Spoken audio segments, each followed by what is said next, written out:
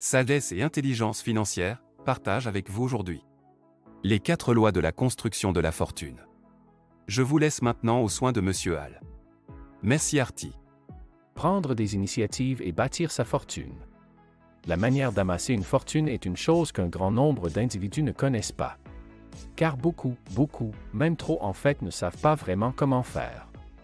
Dans la présente vidéo, nous allons examiner 4 lois fondamentales pour bâtir une fortune, la génération de profit. Et si vous voulez réussir à générer de la richesse, vous devez reconnaître et appliquer ces 4 lois. Si cela vous va, alors regardez la vidéo en entier. Et sans plus attendre, commençons. Numéro 1. La loi d'implémentation. Le fait que vous soyez en train de regarder cette vidéo vous place dans les hautes sphères de la société. Très peu d'individus sont prêts à investir du temps dans leur développement et leur éducation financière. Et le fait que vous soyez ici en train d'apprendre comment bâtir sa fortune plutôt qu'un autre sujet le démontre.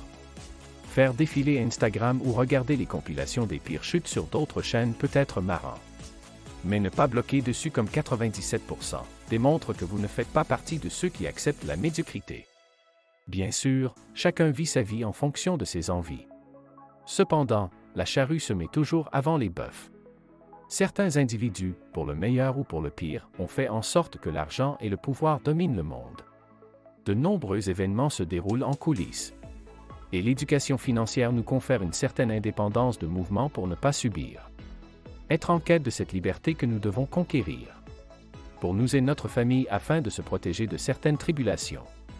Motivation, ténacité et autodiscipline sont nécessaires pour créer une véritable richesse. L'éducation n'est que le début.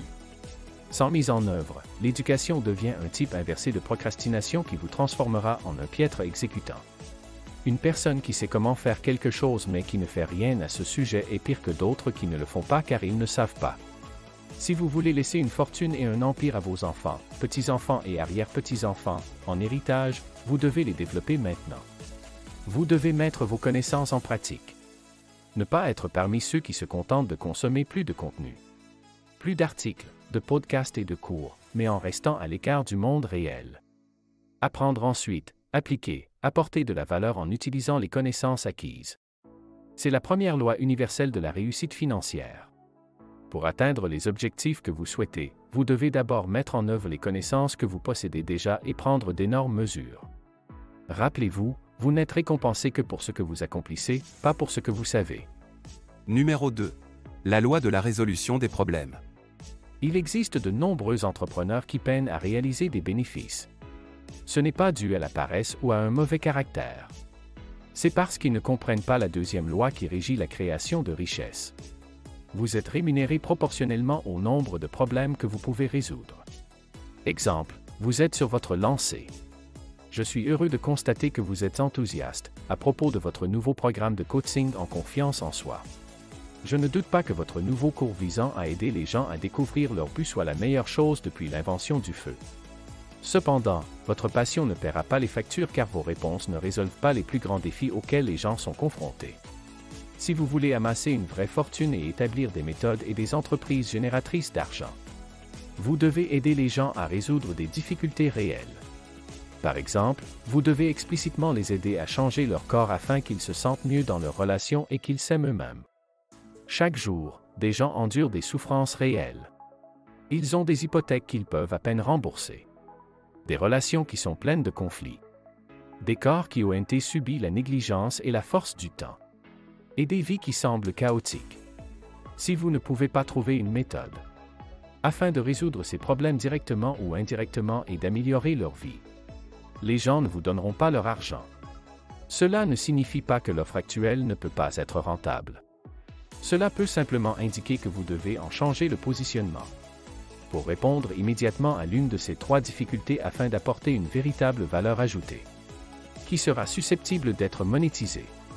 Découvrir votre vocation la plus élevée afin de créer une entreprise et d'en tirer profit. Si votre étude de marché est concluante, vous pourrez faire ce que vous aimez, générer de l'argent et aider vos clients en même temps. Numéro 3. La loi des relations. Pour accumuler des richesses, il faut cultiver une relation saine avec l'argent. Demandez-vous si vous croyez, même inconsciemment, que l'argent est la racine de tous les maux. Ou que toutes les personnes riches sont mauvaises. Si vous avez, encore, ce genre d'interrogation, vous ne gagnerez jamais l'argent que vous désirez. Comment oserez-vous vous lancer? Si vous croyez que l'argent est la racine de tous les maux, pourquoi voudriez-vous en posséder davantage? Si vous croyez que toutes les personnes riches sont mauvaises, vous vous considérez comme une personne honnête, donc vous n'envisagez pas de devenir comme eux, n'est-ce pas? C'est en acceptant une seule réalité que vous pourrez éliminer toutes vos croyances négatives sur l'argent. L'argent est un simple instrument. Il n'est ni bon ni mauvais, sa qualité dépend de son utilisateur. Il n'est pas l'origine de tous les maux ni la source de vos souffrances. Il s'agit simplement d'un moyen de transaction entre deux parties. C'est un outil comparable à une pelle ou à un marteau. Lorsque vous modifierez votre point de vue sur l'argent, vous reconnaîtrez que c'est la personne qui tient l'outil qui est en faute et non l'outil lui-même. Tout sera modifié. Vous ne croirez plus qu'il n'y a pas assez d'argent pour tout le monde. À partir de là, votre quête pour construire le monde peut commencer. En cultivant une relation saine avec l'argent, vous le reconnaîtrez pour ce qu'il est et commencerez à comprendre les vraies causes de vos problèmes financiers. Lorsque vous réaliserez que l'argent est votre véhicule pour votre liberté financière et le style de vie que vous méritez, vous vous mettrez en route pour devenir financièrement indépendant. Vous ne ressentirez pas une once de remords pour avoir désiré devenir extrêmement riche. Numéro 4. La loi de la générosité. Vous aurez plus à donner si vous donnez plus, car vous recevrez plus en retour. Vous devenez un canal pour l'énergie positive qui est destinée à être transmise aux autres lorsque vous donnez. S'accrocher à ce qui vous appartient légitimement vous transforme en une résistance dont la capacité et l'énergie pour changer le monde sont limitées. Plus nous donnons, plus la marée de bonté coule à travers nous et plus nous devenons forts. J'ai également découvert qu'il existe de nombreux types de dons. En plus de leur temps et de leur capacité, d'autres peuvent également faire don de leur affection et de leurs ressources. D'autres fournissent leurs services, tandis que d'autres offrent de la nourriture et des compliments.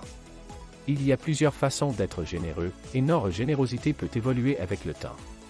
Il est nécessaire de découvrir des moyens de donner et de partager sans rien attendre en retour. Le vrai pouvoir vient de la générosité, pas de l'accumulation. Trouvez le juste milieu, en n'étant ni trop généreux à vous oublier, ni trop avare à en oublier le nécessiteux. Commencez immédiatement votre voyage vers l'indépendance financière pour ne pas avoir à attendre trop longtemps. Mettez-vous en mouvement. Dites-moi dans les commentaires votre jour de départ. Abonnez-vous, si ce n'est pas encore fait, un maximum de partage et de pouces vers le haut.